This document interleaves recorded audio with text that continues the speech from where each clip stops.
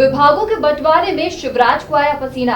नमस्कार, आप देख रहे हैं एमपी न्यूज। मैं हूं अदिति। जी हां, अब मंत्रिमंडल का विस्तार हो चुका है। इसके बाद अब मंत्रियों को विभाग दिए जाने हैं, लेकिन लगातार विभागों के बंटवारे को लेकर हो रही देरी का कारण समझ नहीं आ रहा है। क्या है तमाम अपडेट्स इस विभागों के बंटवारे को लेकर जानेंगे हमारे संवाददाता संदीप मीणा से।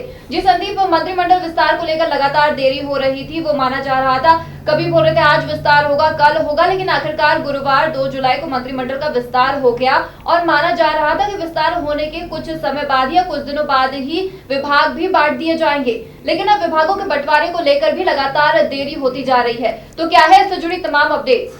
बिल्कुल, देखिए अदिति की लगातार जो है शिवराज सिंह चौहान के सामने मंत्रिमंडल की विस्तार की जो है चुनौती थी और उस चुनौती को उन्होंने पार कर लिया। और अगर बात की जाए तो सफलतम जो है उन्होंने अपना बहुचर्चित मंत्रिमंडल का विस्तार तो कर दिया, लेकिन अब शिवराज सिंह चौहान के सामने नई मुसीबत खड़ी हो गई है कि किस मंत्री को कौन सा विभाग दे।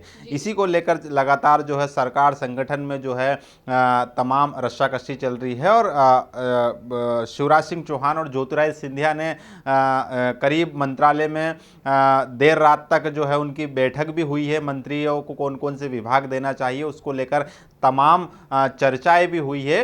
और ये माना जा रहा है अदिति की जल्द ही 1 या 2 दिन में मुख्यमंत्री शिवराज सिंह चौहान तमाम मंत्रियों को जो है विभाग आवंटित कर देंगे, क्योंकि यहाँ पर जिस तरीके से मंत्रिमंडल को लेकर तरह तरह के कयास लगाए जा रहे थे, तो ऐसे में अब मंत्रिमंडल तो हो ही गया है, लेकिन विभागों को लेकर जो है शिवराज सिंह चौहान के सामने पेच फंसा हुआ है। क्योंकि जाहिर तौर पर जिस तरीके से मंत्रिमंडल विस्तार में ज्योतिरादित्य सिंधिया का दबदबा देखने को मिला, तो मंत्रिमंडल के जो जितने भी मंत्री हैं उनको जब विभागों का बंटवारा होगा तो उसमें भी कहीं ना कहीं ज्योतिरादित्य सिंधिया के जो समर्थक मंत्री हैं उनको अहम मंत्रालय सौंपे जाएंगे। तो कुल मिलाकर अगर बात की जाए तो लगातार शिवराज सिंह चौहान लिस्ट बना रहे हैं और दिग्गज नेताओं से भी चर्चा कर रहे हैं। सिंधिया से उन्होंने बातचीत की, हाईकमान से भी चर्चा कर रहे हैं, साथ ही साथ संगठन से भी जो है उनकी चर्चा चल रही है कि किस मंत्री को कौन सा विभाग देना चाहिए। क्योंकि अगर बात की जाए तो करीब 14 जो है सिंधिया समर्थक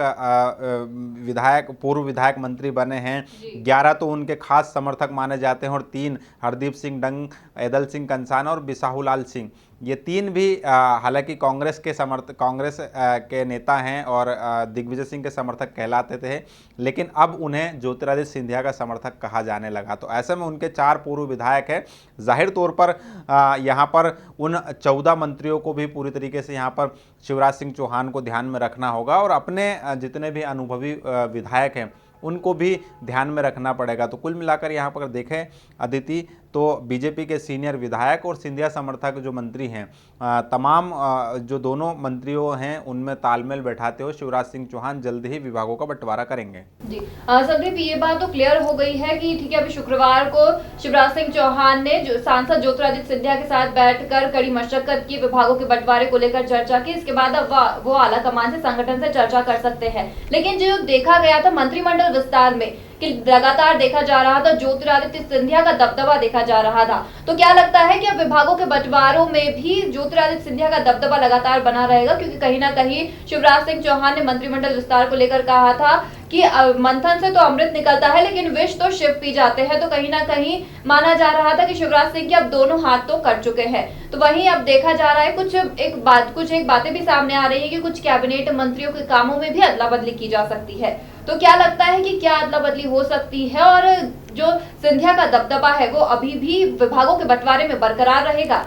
बिल्कुल, देखिए अदिति की अभी तक जो है शिवराज कैबिनेट में 5 ही ऐसे मंत्री हैं जिनको विभाग आवंटित हो चुके हैं। जो पहले मंत्रिमंडल विस्तार के दौरान जब मंत्रिमंडल का गठन हुआ था तब 5 कैबिनेट मंत्रियों ने शपथ ली थी। उनमें 2 सिंधिया समर्थक भी है, गोविंद सिंह राजपूत और तुलसी सिलावट, और वही नरोत्तम मिश्रा, कमल पटेल और मीना जो है उनको भी मंत्रालय आवंटित है। तो ऐसे में ये माना जा रहा है कि अब जो है शिवराज सिंह चौहान जो पुराने जो 5 मंत्री हैं उनके विभागों में भी बदलाव कर सकते हैं। कुछ एक मंत्री हैं जिनके विभाग भी कम किए जा सकते हैं और ऐसे में जाहिर तौर पर उम्मीद की जा रही है, क्योंकि 24 सीटों पर उपचुनाव होना है, तो ऐसे में उस उपचुनाव को भी मंत्रिमंडल के विभागों के बंटवारे में खास तौर पर ध्यान रखना होगा। और जिस तरीके से सरकार बनाने में ज्योतिरादित्य सिंधिया ने काफ़ी अहम भूमिका निभाई है।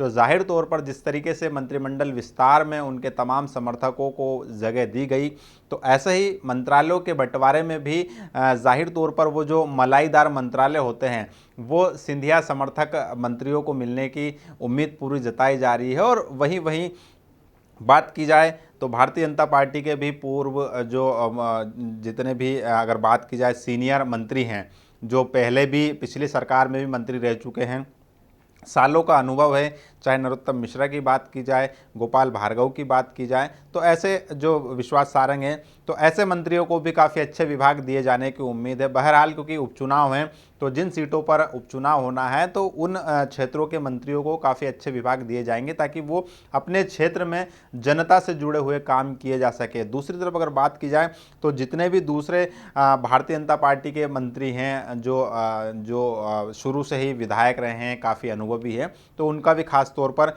ध्यान रखा जाएगा। तो कुल मिलाकर हम कह सकते हैं कि यहाँ पर शिवराज सिंह चौहान बीजेपी और सिंधिया समर्थक जो मंत्री हैं, यानी कि फिलहाल दोनों ही तरफ जो है बैलेंस करके चलेंगे ताकि किसी भी प्रकार का कोई जो है अंदरूनी कलह सामने ना आए या फिर कोई मतभेद ना उभरे मंत्रालयों के बंटवारे को लेकर। लिहाजा सभी का बखूबी ध्यान रख रहे हैं। शिवराज सिंह चौहान फूंक फूंक कर कदम रख रहे हैं। सिंधिया से उनकी चर्चा हो गई है। लिस्ट ये माना जा रहा है कि फाइनल जो है तैयार हो चुकी है शिवराज सिंह चौहान को, लेकिन एक बार वो संगठन के आलाकमान से जो है चर्चा करना चाहते हैं ताकि आने वाली चुनौतियों का भी डटकर सामना किया जा सके। क्योंकि अभी देखा जाए तो मंत्रिमंडल विस्तार को लेकर ही तमाम तरह की जो है चुनौतियां भाजपा के सामने खड़ी हो रही है। जो विधायक मंत्री नहीं बनाए गए हैं उनके खेमे में नाराज़गी देखी जा रही है। कई समर्थक जो है प्रदर्शन भी कर रहे हैं, कोई जल सत्याग्रह कर रहा है तो कोई आत्मदाह करने की कोशिश कर रहा है। तो ऐसे में उपचुनाव है तो उन चुनौतियों से भी निपटना है, किसी को कोई प्रकार की नाराज़गी ना हो और सभी को एडजस्टमेंट कर चलना है। लिहाजा शिवराज सिंह चौहान ऐसी कोई चूक नहीं करना चाहते हैं जिससे भारतीय जनता पार्टी की जो सरकार है उसका वैसा ही हश्र हो जैसा कि पूर्व की कमलनाथ सरकार को हुआ है। तो कुल मिलाकर अगर बात की जाए तो हर रणनीति पर काम करने के साथ साथ शिवराज सिंह चौहान अपना डैमेज कंट्रोल प्लान भी साथ में लेकर चल रही है। यही वजह है कि मंत्रालयों के बंटवारे में भी पूरा बैलेंस को ध्यान में रखा जाएगा। जी संदीप, बिल्कुल सही कहा आपने कि क्योंकि कहीं ना कहीं सिंधिया का जो दबदबा है लगातार मंत्रिमंडल विस्तार से देखते हुए आ रहे हैं हम, और लग रहा है कि ये जो दबदबा है लगातार बरकरार रहेगा। तो अब माना जा रहा है कि जो मलाईदार मंत्रिमंडल जो है वो तो सिंधिया समर्थकों को मिल जाएगा। देखने वाली बात ये रहेगी कि कैसे शिवराज सिंह चौहान तालमेल बिठाते हैं अपने मंत्रियों के बीच और सिंधिया समर्थक जो मंत्री हैं उनके बीच। और भी ताजा तरीन खबरों के लिए और जानकारियों के लिए फिर जुड़ेंगे आपसे, तब तक के लिए धन्यवाद।